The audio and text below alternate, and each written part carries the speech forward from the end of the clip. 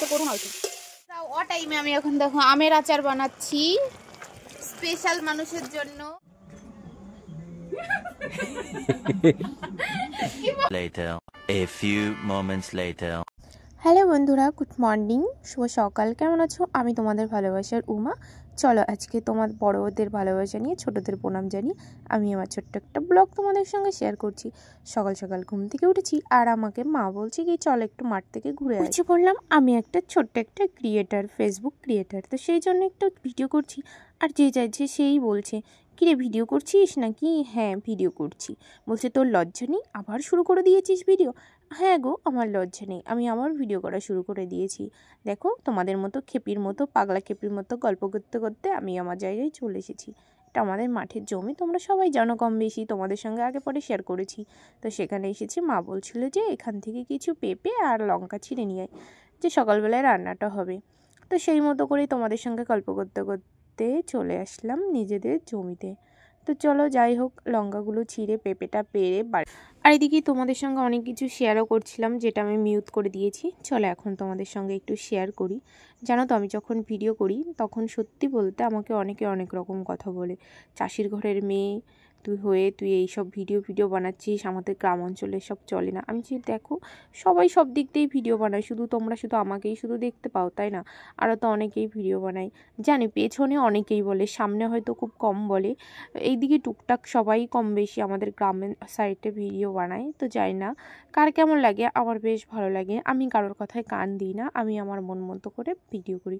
আর দিকে দেখো অনেক লঙ্কা হয়েছে গাছে, তো সেইগুলো কলাটা না একদম বসে গেছে, প্রচুর পরিমাণে ঠান্ডা লেগেছে। ওয়েদার চেঞ্জ হচ্ছে, দিনে গরম থাকছে, রাতে ঠান্ডা পড়ছে, বিকালে সেজন্য প্রচুর পরিমাণে ঠান্ডা লেগে গেছে, যার জন্য কথা বলতেই পারছি না। অনেক দিন হয়ে গেছে তোমাদের সঙ্গে লং ভিডিও দেওয়া হয় না, তাই কি মনে হলো আজ তোমাদের সঙ্গে লং ভিডিওটা শেয়ার করবো ভাবলাম। তো সেই মতো করে ছোট্ট একটা ক্লিপ আমি নিয়ে নিয়েছি, যেটুকু করে পেরেছি সারাদিনে সেইটুকু নিয়ে নিয়েছি। তো অতটা বড় কন্টেন্ট ক্রিয়েটার নয়, যার জন্য আমাকে সবসময় ক্যামেরা অন করে রাখারও কোনো দরকার নেই। আর জানি না, ভিডিওটা হচ্ছে আমার শখের বিষয়, আমি করি, তো তার জন্যই ভালো লাগে, তাই তবু অনেকের কথা শুনতে হয়। তো যাই হোক, আমি কারোর কথা গায়ে লাগাই না। আর এই দেখো পেঁপেটা পেরেছি আমি, এখন এই পেঁপে না, এই লম্বা লম্বা পেঁপেগুলো খেতে খুব ভালো লাগে। হয়ে গেছে আমার এখন বাজারও করা, আমি এখন বাড়ির দিকে যাচ্ছি।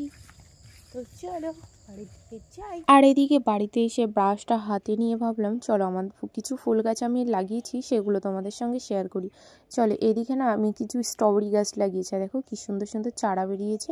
এই চারাগুলো থেকেই না আমি এতগুলো স্ট্রবেরি বানিয়েছি, গাছ বানিয়েছি। আর দেখো চারাগুলো কি সুন্দর বেরিয়েছে, এগুলো অন্য একটা টবে লাগাবো। আর এখানে না খুব শখ করে একটা ড্রাগন ফ্রুট লাগিয়েছিলাম, একটা না দুটো গাছ লাগিয়েছি আমি। ওই দুটো গাছ দু রকমের, একটা সাদা একটা পিঙ্ক। আর এই যে আমাদের বাড়ির অতিথি, সকাল বিকাল দুপুর সব সময় ওদেরকে খেতে দিতে হবে। আর এত সুন্দর কথা শোনে না, এদেরকে তো আমার বেশ লাগে। সকাল গড়িয়ে দুপুর হয়ে গেছে, মা বলছে মাঠে অনেক মুনিশ আছে, ওদেরকে তো দিতে হবে, তুই টাকাগুলো একটু দিয়াই।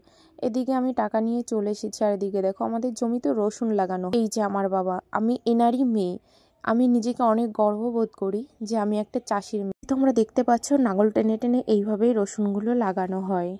একটা চাষি কিছু ফসল তৈরি করার জন্য না জানি কত কষ্ট করে, মাথার ঘাম পায়ে ফেলে তবেই কিছু ফসল তৈরি করা হয়। আর এই যে কড়াইতে কিছু দেখতে পাচ্ছ, অসময়ে কিছু আম, হ্যাঁ আমার জামাইবাবু পাঠিয়ে দিয়েছে।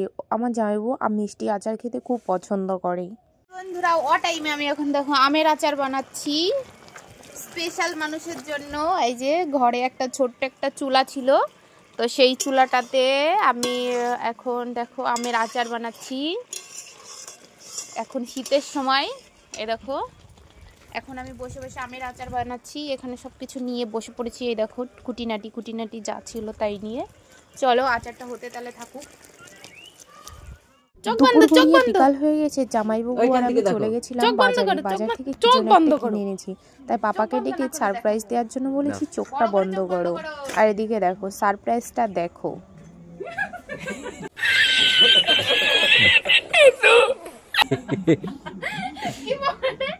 সত্যি বলতে কি আমার পাপাটা খুব ভয় পেয়ে গেছিল এই হাঁসটা দেখে, ওর জন্যই আনা। অনেক দিন দিকেই বলছিল যে মনি আমি না একটু হাঁসের মাংস খাবো, তার জন্যই আনা।